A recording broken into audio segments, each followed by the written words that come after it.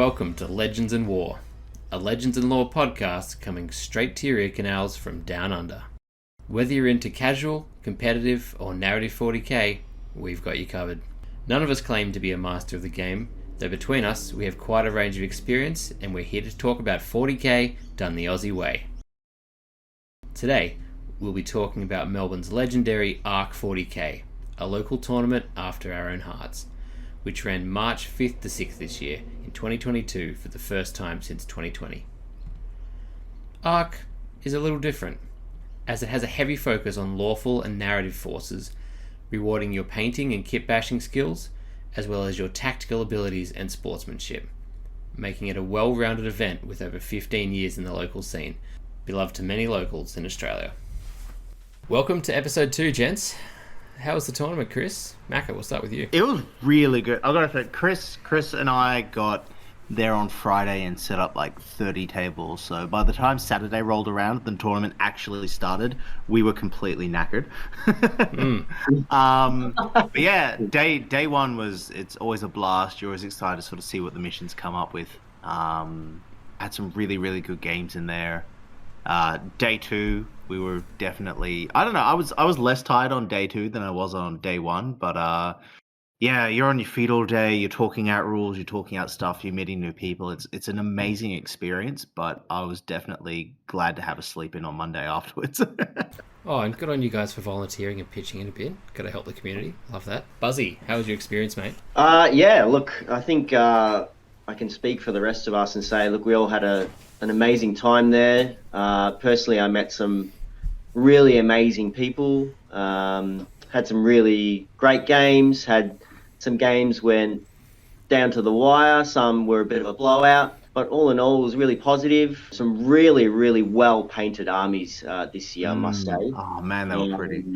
Some really, really amazing armies. So, yeah, it was a fun weekend. I was, like Mac has said, I was really knackered towards the end of Sunday. I think Game 6 was had the chair out, sitting down, rolling dice because I was really knackered. So, yeah, but it was a fun weekend, a really, really fun weekend. Oh, sounds like you had a good one, mate. Boyd, how was your tournament, mate? Oh, it's fantastic. I had an amazing time. It was a great 2 days. Like Chris said, made some new great friends in the scene. Saw some awesome lists, some awesome themes, and yeah, just had a blast of the time, man. It's awesome. Oh, glad to hear it, dude. How about you, Jack? How'd you find it? Yeah, had an okay time. I mean, you can't have a bad time playing war games for 2 days straight. Get out of the house. Too true. Yeah, so yeah, had a pretty good time. Met a few people, which was nice. Got to hang out with your mates, and yeah, all dice. Yeah, fair cop. And, great to see that a lot of hobby talent and generalship is both celebrated at the same place, not just the medalists swarming the event. So, and also, just nice to have a large... something I really liked this year was the amount of terrain. Like, people bring stuff in. We brought a couple of our tables. If any of you were listening and you were attending ARC, I hope you enjoyed some of the Legends and Lore terrain, but everyone else brought stacks of terrain. And there were a couple of, tables that were a bit light on it, but unlike other terrains this year, I felt there was actually enough to be able to do something with, except for the occasional one that was a bit sparse, and that was really nice. And nice to get a lot of local pieces on the board, to be able to play with things that people have been working on for the last few years. Yeah, I just want to do a quick shout out because I know that throughout the event there's a guy, Rob, who is part of the official ARC 40k team, and he runs the Facebook page and the website Vault of Moravec. So it's basically a 3D printing website, and we've been lucky enough to showcase some of his stuff in our early battle reports as well. He had lent us his big cathedral terrain set that I believe Jack and Boyd might have played on, and myself and Macca also played a game on as well. Right. So yeah. And he printed, I was chatting to him, and he printed maybe about 50 tables worth of terrain, just all bits and pieces. So props to him, and props to the team to getting some great terrain on the tables this year. For anyone who wants to check that out, that's Moravec. Yeah, Moravec. Vault of Moravec. Yeah. Awesome. And that's an absolute ton of terrain. Good lord. So Arc scored on a lot of different angles here. So you get a score out of 90 for your victory points, a score out of 90 for your sportsmanship, your army presentation is a score out of 50, and your army comp is also a score out of 50. And that's what is commonly known as the comp score, right? For those who've never come across it. Yeah, that is definitely your comp score, which is just how your army's been put together. Does it fit the theme? Is it fluffy? Is it ultra competitive? That's where it's at. So like being rewarded for taking interesting units rather than what is currently the meta pick that'll get you the most kind of maths on your dice. Yeah, And that essentially. makes Ark a really interesting event because some people will take like weirdly skewed lists. There was a guy who had 3 Bane Blades Oh, and a that's so single awesome. custom squad. That's so awesome. There was a guy that took 2 giant orc beasts. What are they called? The- Gork and Mork. Yeah, he took the Oh, really? Gork and named them Gork and Mork. So awesome. Love that. And there was definitely a lot of like quite interesting armies and some solid skew lists there because, you know, there's a bit of a reason to take it. You actually get a bit of reward for it, not just, you know, spamming the goodness of the time.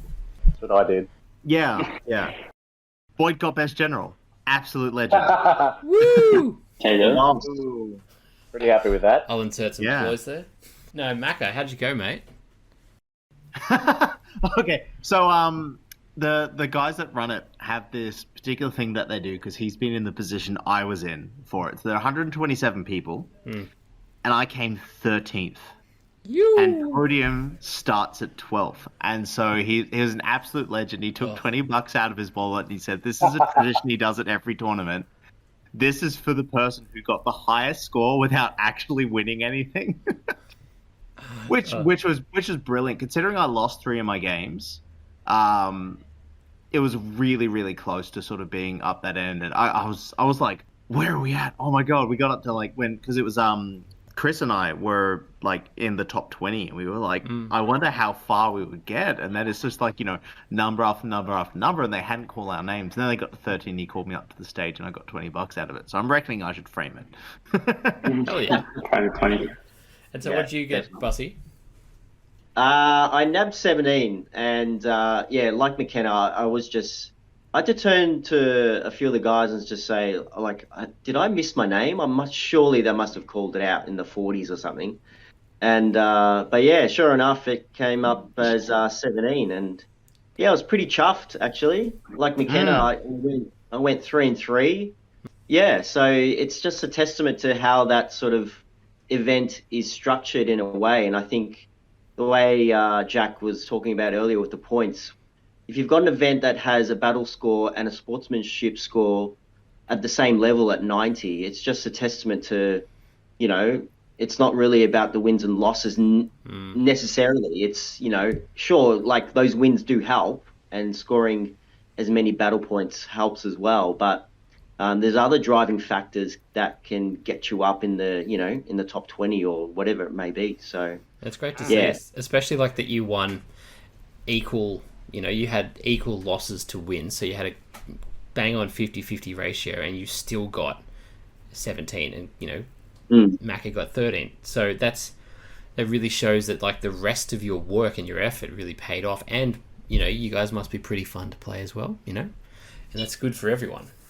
No one likes a salty player. I mean, I like to think so. You guys would know better than I do. It just now means that nobody wants to play against me. I mustn't be a nice person. Or put enough effort into my army. Because I had 6 wins and come 46. So, yeah. Well, let's put it down to their nice display boards, mate. I mean, those display boards are stunning. And I applaud these boys. They put a lot of effort into their display boards, their theme, their painting is... I know where I'm at with my hobby, like the hobby side, and that's not my strength. My strength is like the competitive side, but I strive to be better after seeing some of that stuff on the weekend. It's inspiring, I must say, Macca. Like, I was pondering a few, you know, potential display boards, but after seeing yours, I was like, I now can't imagine a display board not being three-dimensional and more than just like a flat slate that has a little bit of, depth to it. Like Yeah. I now am thinking like, how do I make this like a 3D thing? It's got to have height and depth. I'm going 3 levels next year. Yeah. So why don't you tell us about your display board, Macca? Yeah, so I was thinking, like, Custos are kind of my main army at the moment, but Ark's not meant to be really competitive, and I didn't want to bring a list that would make people feel sad losing against it. Just because Custos are really, really tough to go through. If someone doesn't bring something competitive and they go up against Custos, they're going to have a hard time.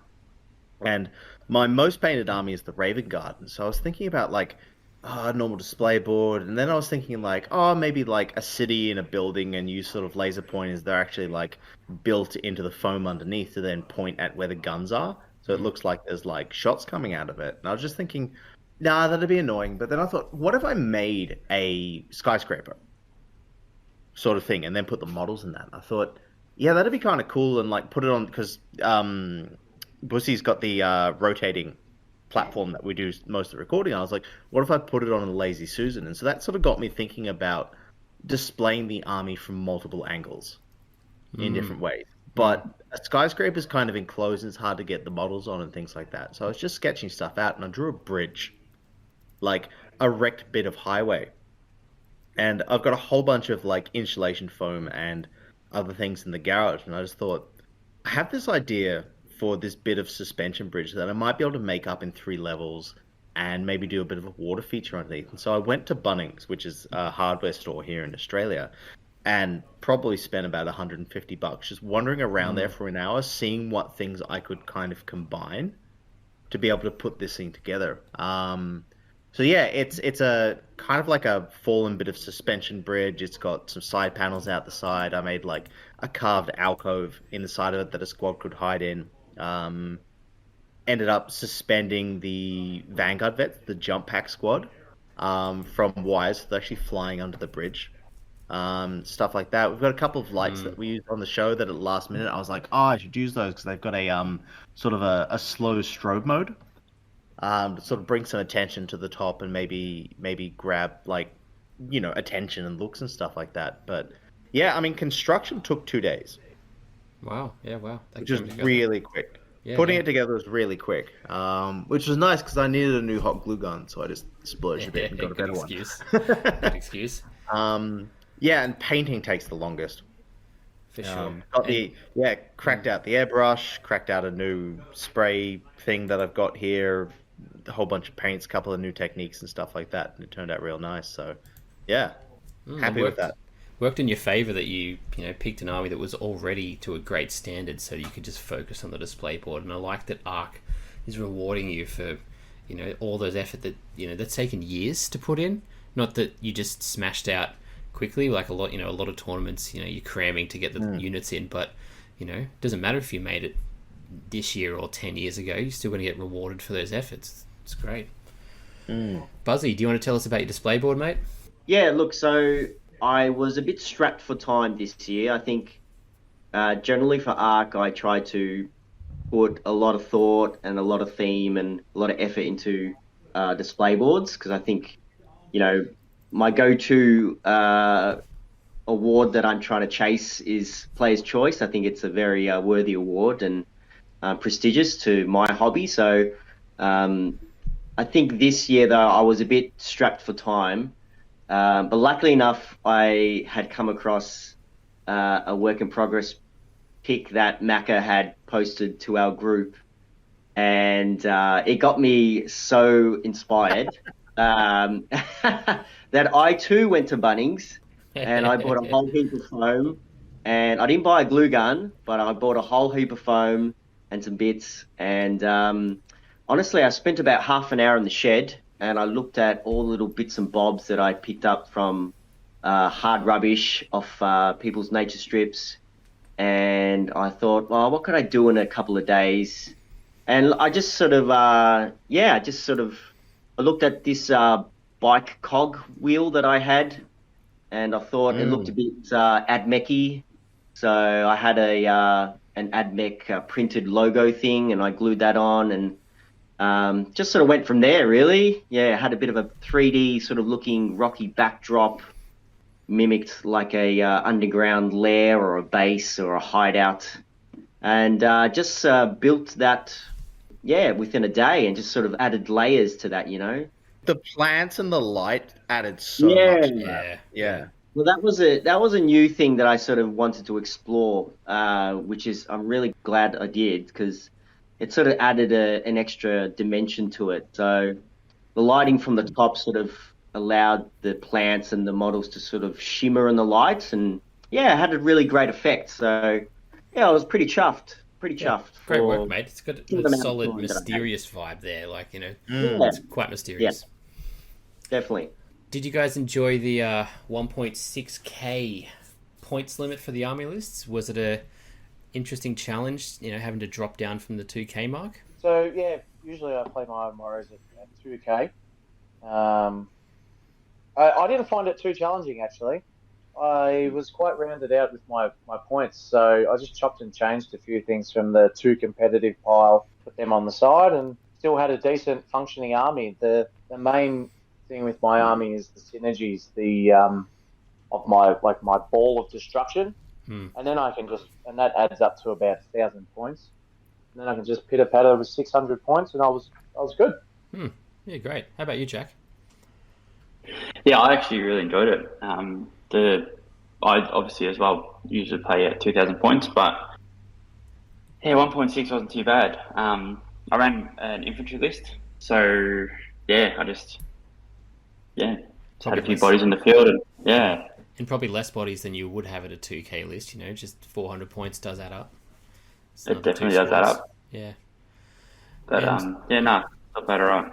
Then there's also that chance that, you're less likely to get wiped. Not that it can't happen, but, there's that extra unit or two the opponent doesn't have as well. Yeah, I felt like if I had my time again, I'd probably make my list a little bit more balanced. And I don't mean that like I took like the bleeding edge competitive army, but my army was mainly a melee army. And I think, given my time again, I'd actually mix it up, having a bit of shooty and a bit of melee instead of just going all in one. Yeah, sure. Oh, well, you still went 5-1, mate, so it couldn't have been too bad. No, did get a few wins under the belt, so it was pretty good. All right, Buzzy, tell us about mission number 1. Okay, so we had the Pillars of Power for Mission 1, which luckily for us, we actually showcased this on the channel. We were, Dan and the guys had given us a bit of a preview of what was coming at ARC this year. So we had a bit of practice on this one, which was good.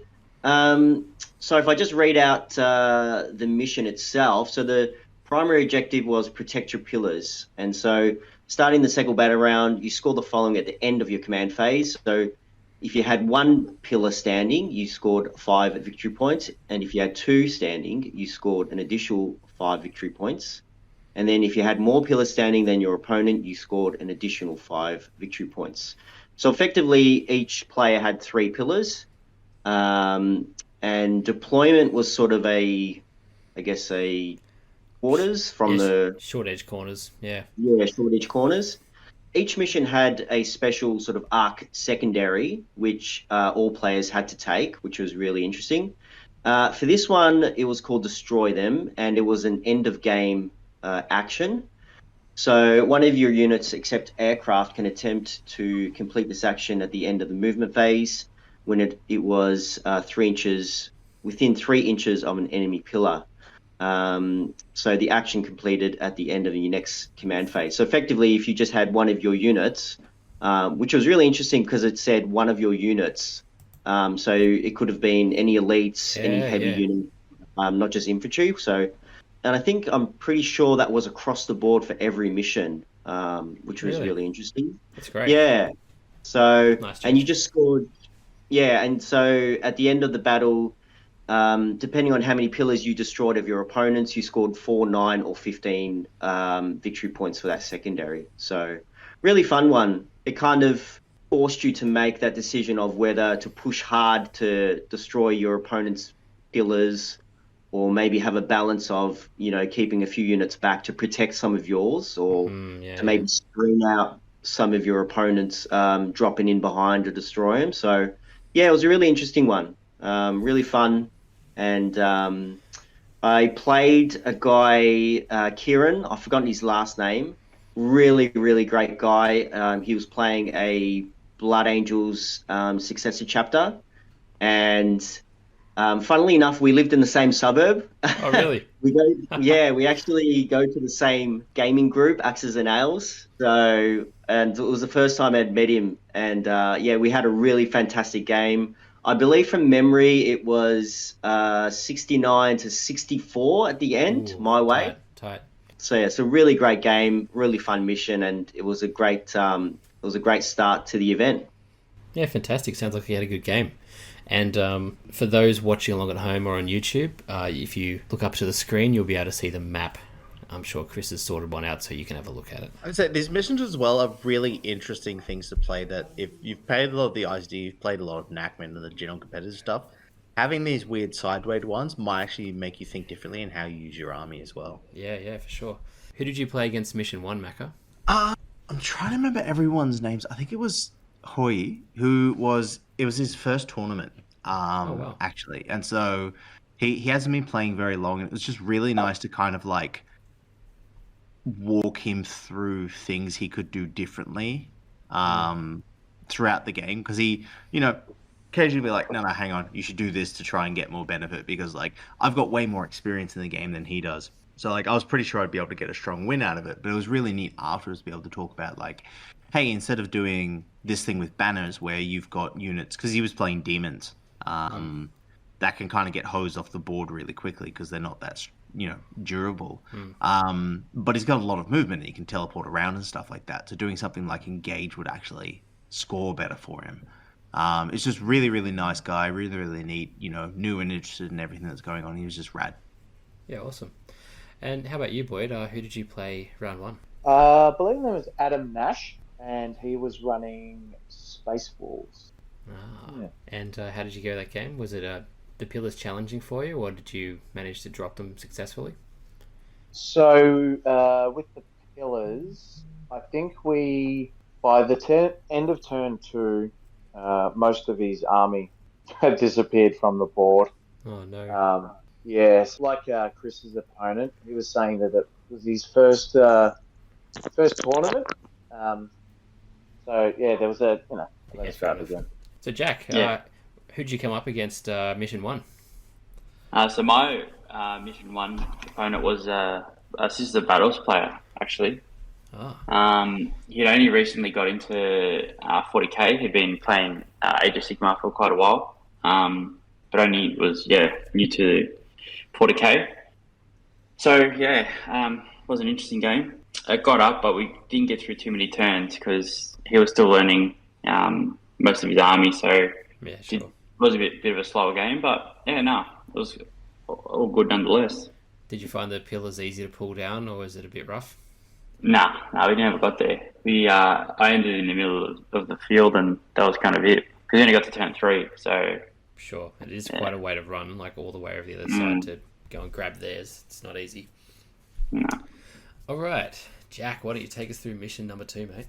Alrighty, so mission number 2 is called Data Intercept. It's a take and hold mission, so starting from the battle round 2, score the following at the end of your command phase. Hold 1 objective for 5 victory points, hold 2 for 5, and hold more than your opponent for another 5, for a maximum of 45. Had a secondary objective called Extract the Data. So one of your units, except aircraft, can attempt to complete this action at the end of your movement phase when it's within 3 inches of an objective marker. The action is completed at the end of your next command phase. If you complete the action, scores 5 VP. Now, there was another little something to this one as well, and it was called the Servo Skull Self-Destruct. So, Servo Skulls contain a self-destruct protocol to protect the data falling into enemy hands. At the end of each battle round, from round 2, randomly select an objective that has been held or contested. That objective is removed from the battlefield. Ooh. So it was a 6-objective mission, hammer and anvil deployment. in this one with me and my opponent, I played up against an elder Crawford's opponent, and he had the def spinners, he had some D cannon, so he had a lot of good out of line of sight shooting. And he essentially he hit the tank. The D cannons came forward a little bit because of the range. And I essentially pushed forward with all my Black Templars. And as luck would have it, I controlled 5 objectives turn 2, and going into turn 3, the only objective he had was the one that got erased. So it actually put him on 0 primary for that. Wow. Yeah, for that battle round, and it kind of changed how that part of the game went. Sadly, once again, my game finished at turn 3 again, and when we added up the scores, I'd come out in front. So there's a 1 in 6 chance of me winning the game, and I got it. So it sounds a bit like Fantastic. I won on a dime, but I think if the game did go to turn 5, he had it sorted because he's out of line of sight shooting, and I mean even the Dark Reapers, they were just going to whittle me down. I had only maybe a third of my army left, and it was just bits and pieces squads everywhere here and there, all being shot to pieces. So there wasn't much gas in the tank for me. So I was kind of lucky to get away with that win. But yeah, that's how it goes. Sometimes it rolls in your favour then. Mm-hmm. Boyd, who'd you come up against, Mission 2? I come up against a fella named Bernard, who is actually a big fan of the channel. Oh, and it g'day, was Bernard. great to meet him. He was running Tau, so it was my first taste of Tau for the weekend. And with the mission, I think I ended up running away with it in the end, but very early in the game, we were more focused on attrition. We both had units that would kill each other if left unchecked, and we pretty much focused those down, leaving the mission just to fall by the wayside. But I still had I had a nice little unit sitting in the back, just racking up the points for me. And I was lucky enough in my first turn to kill off his unit that was doing the action. So that was a great battle. I actually got really scared in that game because he popped my obliterators in his first turn.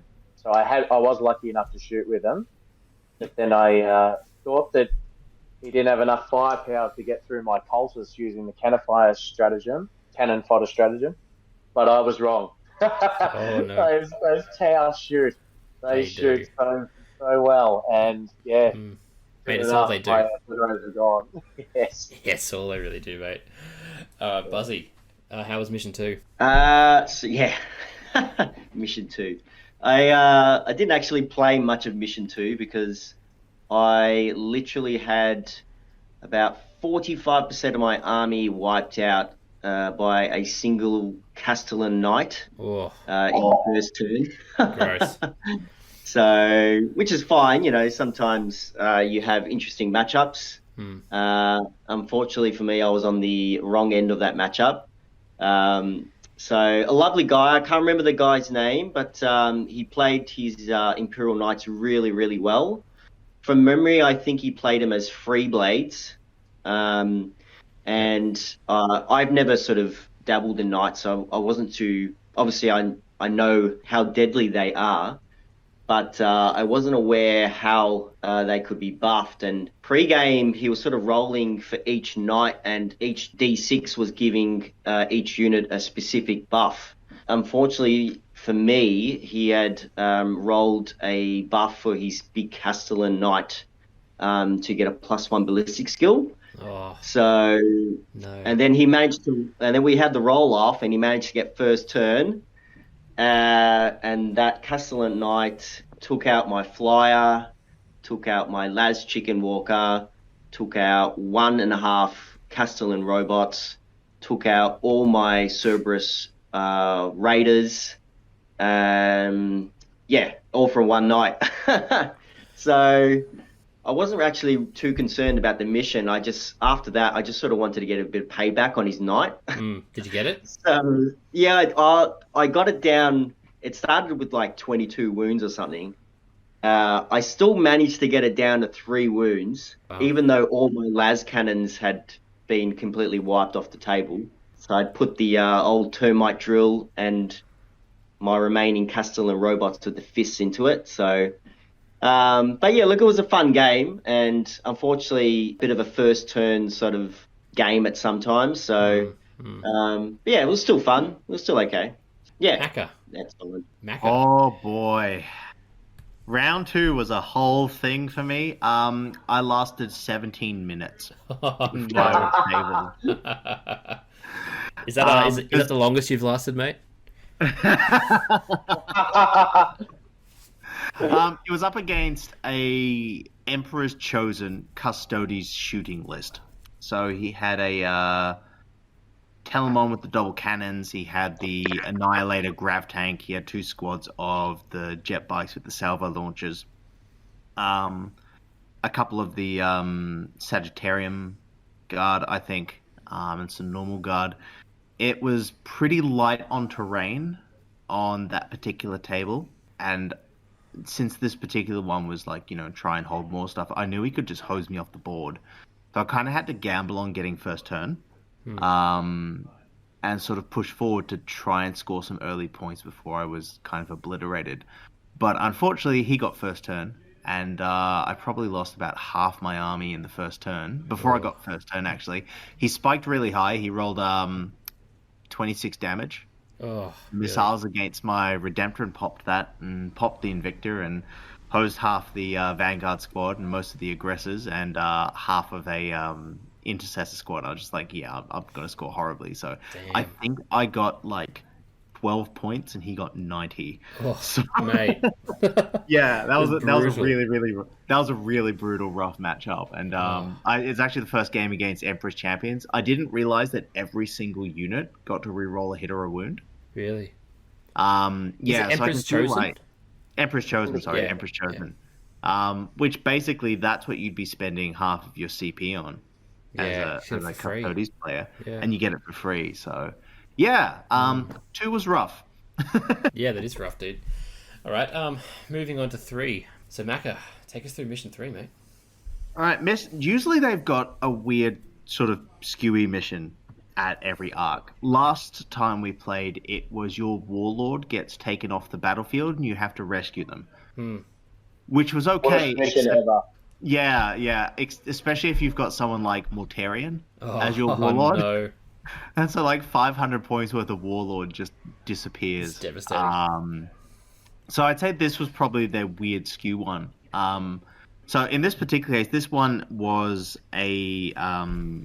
basically a kill mission. So the kill points were just for killing stuff. You got 5 points for destroying an enemy unit, you got 5 points for destroying 2 enemy units, and you got 5 points for destroying more enemy units than your opponent that turn. The secondary that we had in there was Precision Strike. This is the one that came with the mission. So before the game, you've got to identify the 4 most expensive units in your opponent's army, and you get 4 victory points each time one of them is destroyed. If they're Titanic, you get 8. So this one was rough because with the Raven Guard and how I built it, it was kind of designed to hold objectives and be a little hard to kill off them while there's something else in the way. Whereas this particular mission is kill everything as quick as possible. I was up against a guy called Damien with his Imperial Fists. Really, really nice guy. We had an absolute blast in that game. He had an ATV kill off like 4 or 5 of my Vanguard veterans. I just rolled really low on the saves. Damn. But yeah, just being able to sort of spread across the board and like position interestingly and sort of like trying to pop his dreadnoughts. It was an interesting game. I wouldn't necessarily the mission was the best one out of the weekend, but Sure. when you can get up against a decently balanced list on the other side, you can kind of make any game fun, and the other player, you can just have an absolute blast even losing. So that was a close definitely. match, but not by much. I didn't lose by much on that one. So Oh, solid work there. And it does sound like it's a bit of a throwback to some of the older editions where, just kill everything was, a bit more common. Yeah. Yeah. Apologies, everyone. Jax had to drop out and go to bed. Buzzy, how was mission 3, mate? Did you kill or did you get killed? I did some killing, but ultimately I got severely killed. Like Macca said, it was a a really interesting mission. I found it interesting in the fact that because there were no objectives, selecting secondaries was really a chore in a way. It forces you to sort of think outside the square in terms of how you're going to score the points, right? Because there's no sort of banners, there's no yeah. So I went up against a guy, Andrew Long, who, for those of you who don't know, has been going to ARC for 15 years. Wow. Rad. He brought this amazingly painted and converted Tau army, which he called the Tau Formers. I will post a couple of pics up on the little screen there. He ended up winning Best Painted overall. He ended up winning Player's Choice for his amazing army. And of course, for all our listeners who sort of follow the channel, and the theme of our channel, you know, we're sort of dear to the sort of 80s, 90s pop culture of our childhood. And so fighting Andrew's army and fighting Transformers was a bit new for me. I kind of felt like every unit that I took off was a piece of my childhood sort of floating away. I'm very jealous. Very jealous. Yeah, I know. It was like it a was dream really come true, right? Yeah, it was, and we had such a laugh, and we had such a great time.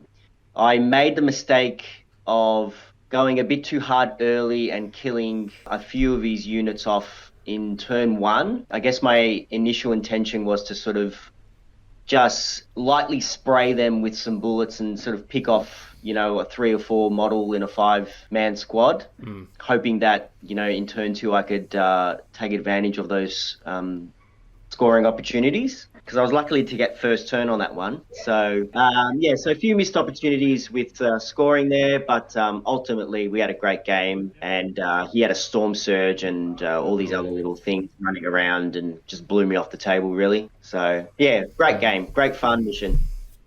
Oh, awesome. And that really is an incredible army. It stood out while I was wandering around the event, checking out what everyone's done, and what an incredible concept. Great to see. Boyd, how was your mission 3, mate? Were you the one killing, I imagine? Well, I was licking my lips when I read this mission, because my army is designed to kill. So I played against another legend of the ARC tournament scene, Rick McKay, who apparently has the most battle points ever throughout all the arcs. Really? So, yeah. Like all-time battle points? Yeah, like combined battle points. That's He's been going for so long. So he was playing Grey Knights. He got first turn. I screamed back, and he didn't get any charges off, and he kept a lot of stuff off the board. So he didn't kill anything first turn. And then I had my turn and realised that after my first turn, I read the rules wrong. So I went so hard on the first turn and killed, I'd say, about 5 units off the board, thinking that I'd be getting, max points, but it didn't start till the second turn. No. So I had to play it smart from there and kill 2 units per round with him killing nothing. So I was still killing 2 units and killing more to get maximum points on the primary. But yeah, that mission was designed for my army, basically. For sure. But you didn't read it. Correct, yeah. I still ended up getting max points, I think, or pretty close to it. Just because lucky I figured it out in the second turn. But I played on a table with hardly any terrain. So I had line of sight on everything. Wow. That was a round that I walked away feeling bad. Sure. Just because the list did what it was intended to do in its most suitable circumstances that you can get. Yeah. Oh, well, I mean, I guess that's part of it. At least you know the list that's doing its job, but it's a bit of a pity there wasn't enough terrain for the other bloke. But I guess those are the odds, and especially in a tournament like that, it's kind of part of the play that don't know what you're going to get. That's it. All right, Boyd, why don't you take us through mission 4, mate? All right. So mission 4 was the first one of the second day. We were all a bit groggy in the morning, but this one was called Meat Grinder. So this mission was called Meat Grinder, and the primary was hold and kill. So starting the second battle round, score the following at the end of your battle round. Hold 1 objective, 5 VP. Hold 2 objective, score 5 VP. Destroy 1 or more enemy units, score another 5 VP. So it's hold 1, hold 2, kill 1. Wow. I like that. Yeah. The secondary for this mission was called There Will Be Bloodshed. At the end of the game, score the following. 3 VPs per unit destroyed. 1 VP per respawned unit destroyed. Ooh. Double these values if the unit has the Titanic keyword. So this brings me on to the Meat Grinder respawn. Wow. Like the old school Meat Grinder mission, your mainstay army's selection will respawn every time it is destroyed. If you take a battalion detachment, your mainstay's troops. A spearhead detachment, heavy support, outrider detachment, fast attack. When a mainstay unit is destroyed, it is returned to the battlefield at the end of your next movement phase, wholly within 6 inches of any board edge that is not your opponent's and not within 9 inches of enemy models. There is no maximum amount of respawns. Wow. What a mission. Yes. Yeah, so you can imagine. Especially your army. Yeah. So I come up against Lee Tressida, another legend of ARC, with his awesome orcs. And I went first. Oh, Played on a poor Lee. table. Played on a table again that did not have much line of sight blocking terrain. And I did quite well the first round, and he came back and got his secondaries, like his special secondaries that he picked quite well. So it was pretty even all the way through, and then I ended up getting the win by 1 point. Wow. Yeah, literally 65 to 64. What a game. What a game indeed. Yeah, Sorry. great competitor as well. Yeah, nice that you guys managed to get some good game time in with a lot of the Arc Legends as well. Yep. Buzzy, how was number 4 for you, mate?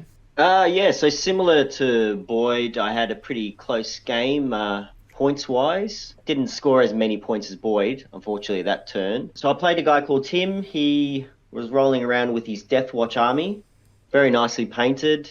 I believe he went first. I actually don't remember much of that mission. I know it was pretty close in terms of primary.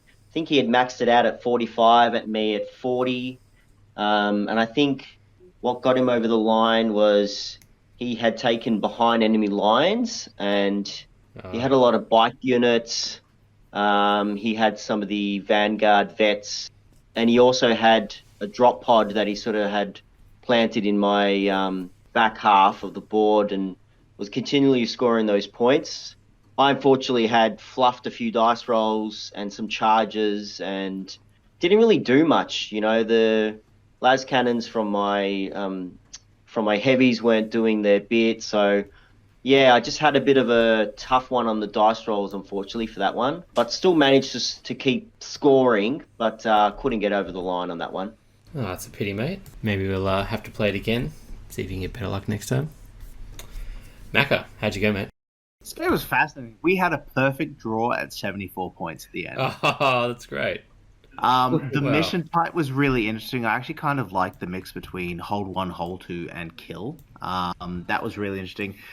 I got in early, which really helped, but the regenerating troops really sort of kept him in the game for a lot of it, because he was playing Ultramarines with absolute slabs of intercessors. So killing a squad of intercessors and then in the next turn it coming back really near my lines and attacking my guys in the back end really was made for a pretty close game. I was able to get primaries a lot more, but near the end of the game he very tactically didn't kill my squads completely, and just rolled a lot of lucky saves on assassinate for his characters, and it was just a really interesting sort of like back and forth match with me having a strong start and him having a strong finish, and then we just ended up with a perfectly even score at the end. So that was great. It was a really interesting match. Good to hear, man. Macca, tell us about Mission 5. Mission 5 was really, really interesting, and I really liked the unique primary on this one. They called it Escalating Odds.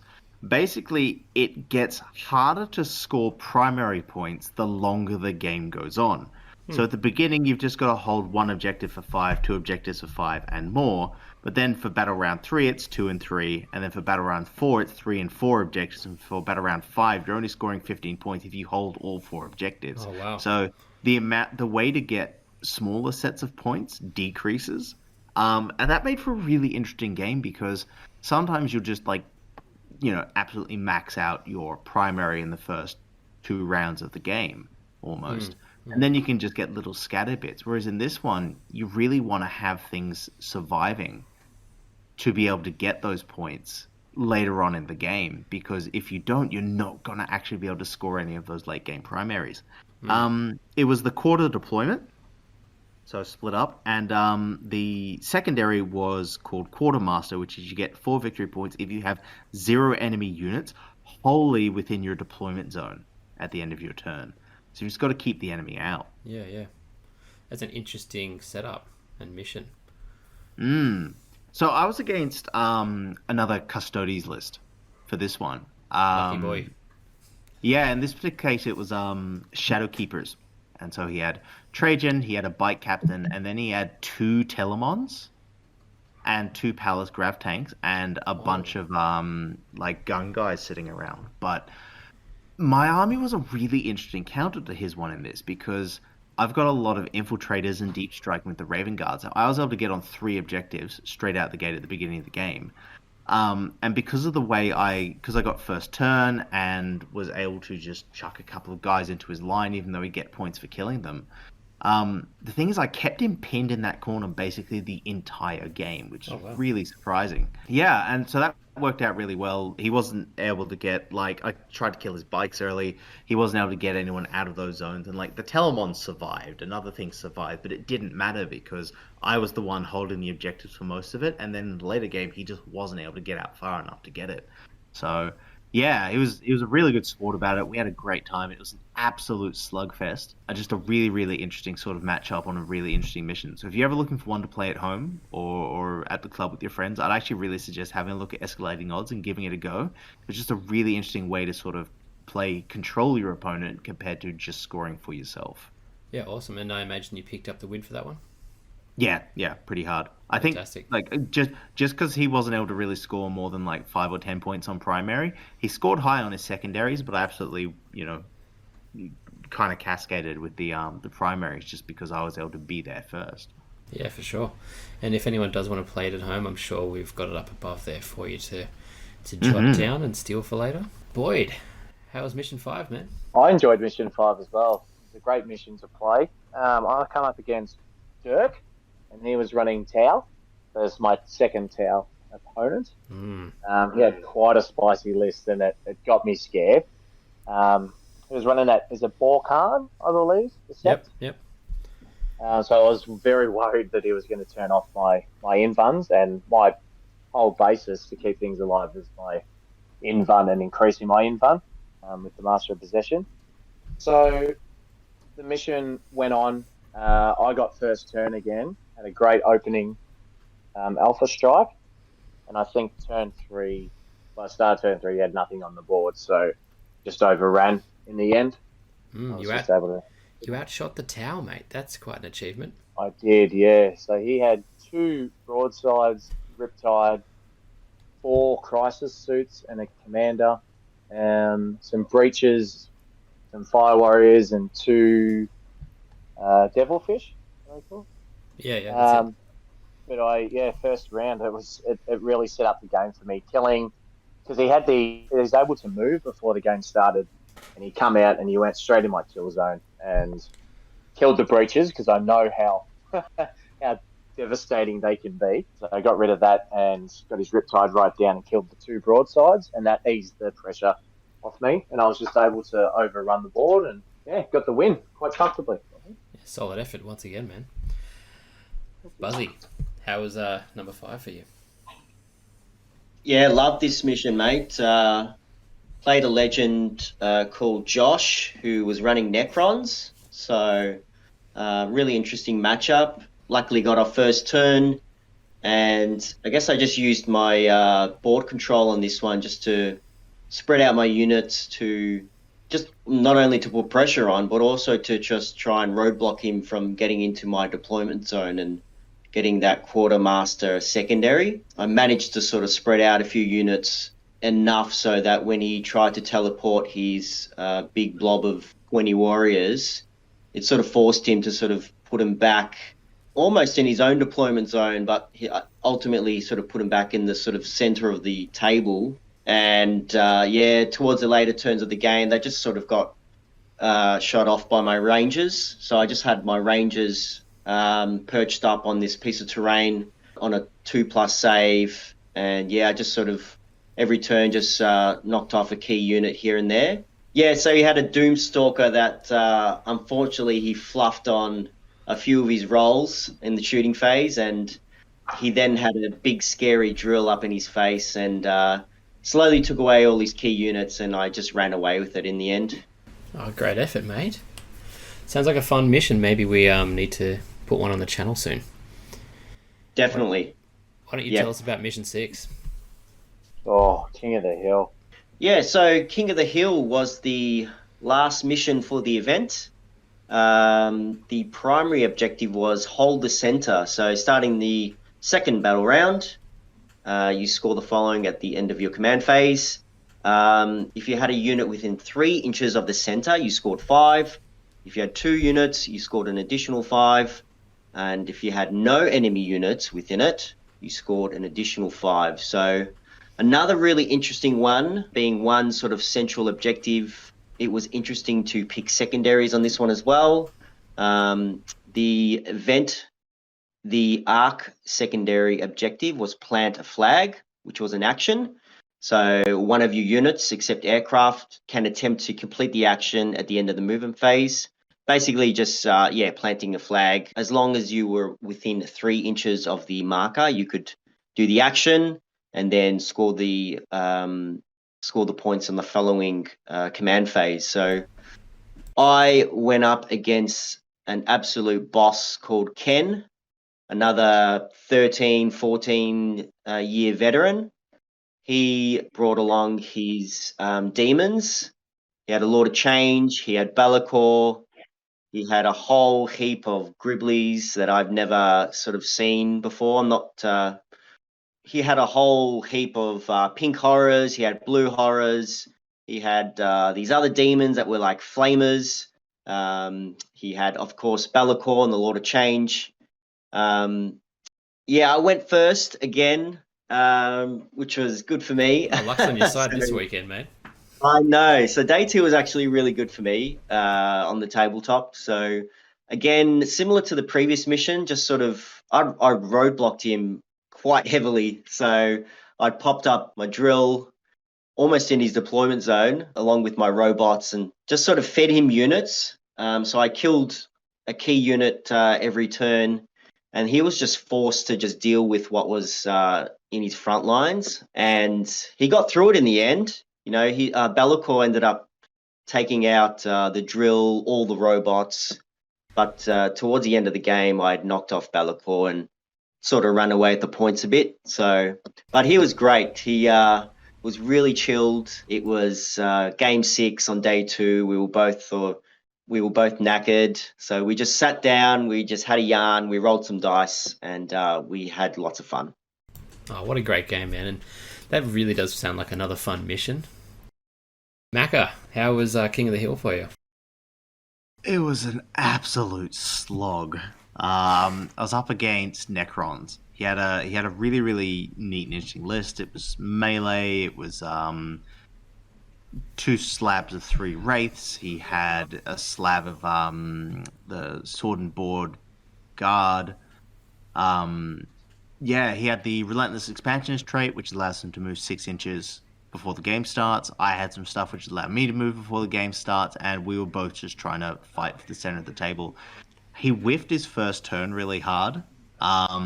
He should have killed way more things than he did, but then in my second turn, I kept whiffing all my wound rolls. The result was just we were just absolutely slogging over the center of the table. Neither of us got the primary for holding it. Neither of us got the ability to do the action on it. It was just like absolutely thumping into each other with squad after squad after squad, just hoping we'd be able to get the leg up. And yeah, in the end, I just failed a couple of charge rolls and had some small advances and wasn't quite able to get to where I needed on the table. And he was able to, pull a win away and played that very well. But man, that was a long last game in the end. You gotta love a tight game. And Boyd, how was it for you, man? Oh, wow. Going into this game, I knew that I was 5-0, so I was under the impression if I win this, I've got a decent chance of going for best general, and that's the what I wanted to get out of this arc. So I come up against a bloke named Alex Jackson, absolute legend, had a ball with him, running Crusher Stampede. I was scared.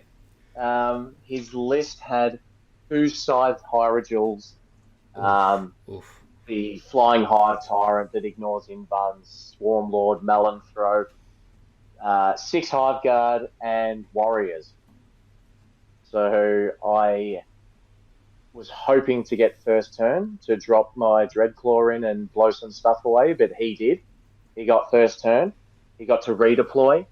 He ran his Scythe Hierodules up to the center, and with Crusher, the big monsters count for 1 model per wound they've got remaining.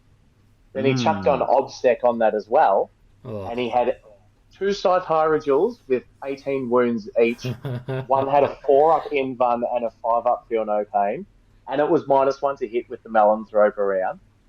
And I thought that I am in trouble here. So his first turn, he didn't get a charge off because I set everything too far back. I tried to outrange the Hive Guard, which I successfully did. I think I had a couple of chaff units out to maybe draw him out so I could get a beat on him next turn. It kind of worked. He killed off those, but then just sat in the middle, and I was thinking, how am I going to take this objective? How am I going to do the secondary and plant this flag? So my turn, I only killed 1 Scythe Hierodule with Obliterator shooting twice, my Decimator shooting. So I was shit in my pants, basically. Wow. His second turn, he ran in Scythe Hierodule and 5 Tyrant and killed all my cultists, killed 2 Obliterators, tried to kill my Lord Discordant, but in combat he is an absolute beast. So he ended up killing the Hive Tyrant. And that's where it kind of swung for me. I got to play my second turn. I had 1 Obliterator left, advanced him up to the middle of the board, and with 1 Obliterator, fully buffed, still advancing, I managed to wipe all the Hive Guard. Really? Yeah. Wow. Yeah, and I started running everything into the center, got 3 units in the middle, killed his Malanthrope, killed his Swarm Lord, the Scythe Hierodule as well. So Crazy. By the end of turn 2, he had 2 units of Warriors left, and I That's insane. was successful from there. It was so much fun though. Like, I was sitting on the edge of my seat, like remeasuring everything, just making sure that I could do what my brain was telling me to do, and it paid off. The Decimators were absolute kings in that one, and that single Obliterator. Oh Lord, MVP, right? MVP, yeah. What an absolute mountain of meat you cut through. Oh God, the wounds. That Scythe Hierodule with a 4-up Invuln, -1 to hit and 5-up Feel No Pain, and -1 damage, which is huge. Yeah. Because my Obliterators, I have the trait, the stratagem to re-roll my characteristic for the Obliterators, and I kept rolling 1 or 2 for damage, which would just bring it down to 1. I didn't roll a 3, except for that last round where he killed all the Hive Guard. Oh, it was it was awesome. They're the kind of games that I really, really love. Does anyone have any ideas for their next Arc Force or display next year? Oh no, not yet. We don't even know what's going to be like where stuff's going to be next year. Yeah, I'm I'm definitely taking my Creations of Bile next year. So unfortunately, They might be meta. Chris. yeah, it will. Yeah, it actually worked out a lot better because I was intending to take them this year, but I just ran out of time with painting, and I didn't want to rush it. I could have, if I wanted to, I could have rushed it and got them up there, but I wanted to make sure that I painted them to, my standard, and so I wanted to hold off for a year. So I'll take them next year, definitely. I guess the theme of the army is going to be that every unit, whether it's heavy support, flyers, elites, whatever the case may be, all of them will have some sort of like mutated experimental flesh on them. So I guess it's kind of like a organized chaos theme. So every model will be individual, but I guess the tying factor army-wide will be like will be flesh. So and you've gone for just individual legionaries from different legions, right? Correct. Yeah. So I've already got 2 squads of CSM, 2 big 10-man squads, and I've got a good chunk of Emperor's Children. I've got some Raven Guard. I've got some Salamanders and Thousand Suns, all painted up in their Legion colors, and just with sort of mutated bits coming out. The old Chaos Spawn box come in handy. So I've got bits and bobs coming out. So yeah, it's going to be fun. It's going to be awesome, dude. I think they're really nicely painted, the Necrons, the sandstone ones. They are. So I was actually thinking if we're not going to do what some of our other ideas that we've been kicking around are, actually do a maybe get a Catan shard and do a sandstorm with the Necrons actually rising out of the sand. That's really cool. Ooh, yes. Yes. Because I've got a batch of spare like Indominus things, and there's a bunch more warriors in there and a bunch more immortals and other things. And actually like could cut them in half and actually have the sand, like them literally stepping out of the bases, That's so coming up awesome. from the ground. Yeah. And I was just doing a little like 3D experimentation thing to be like, okay, if I got like a heavy locust destroyer or something, like actually make a little thing to actually put sand in there, so the model was kind of actually literally sitting half in the sand of like a sand dune, sort of bursting out of that and stuff. So that's a cool idea, man. You could almost do like have like a dual level, so maybe have like a tomb world underneath where you could put some of your bigger units, but then sort of transition it to like layer it in a way where it then has the sand on the top with the Necrons, like the Necron warriors coming out from the top. Like those ant That displays. would be cool. yeah, and if I could kind of do like you guys seen the Mummy, yeah? Yeah. How Imhotep kind of has that face coming out of the sand dune at the back. I have no idea how I'd make it. That could be kind of like this big sort of like, Necron skull face sort of coming out of this sort of sand that goes up the back wall. And it's kind of like a sand like storm coming across with his face in it, and the Catan shards just at the front of that. That'd be sick. So that's my idea. Whether I can pull it off or not, Damn, that's a really cool idea, man. I'm already frothing to see that. Have you got any ideas of what force you run, Boyd? I've had this idea that I was going to do for this year, but it's a bit more of a joke. I was going to do a Khorne Demons list with Be'lakor leading the army. I was going to make a display board, all nice and clouds and fluffy, kind of like the Katy Perry video clip, and have a rainbow over the top with Be'lakor on it, painted white with rainbow tail, and calling it Be'lakor. That's beautiful. I love it. So I'll buy one. I'm not going to do that anymore. Oh. Unless, I don't know, maybe I'll keep it in as a secret. But I'm really wanted. I wanted to take Tyranids this year, but my models did not arrive. As Crusher Stampede came out, everything was out of stock. So thanks everyone for tuning in, and thanks to Arc 40K for another fantastic event and for the opportunity for us to debut one of the missions and, you know, talk it up over the last few months. It's a pity it took so long, but, you know, I'm sure everyone's glad that it's done and dusted for another year, so we can look forward to our projects for the next. As always, thank you to our Patreons, and big love for all your support over the last year.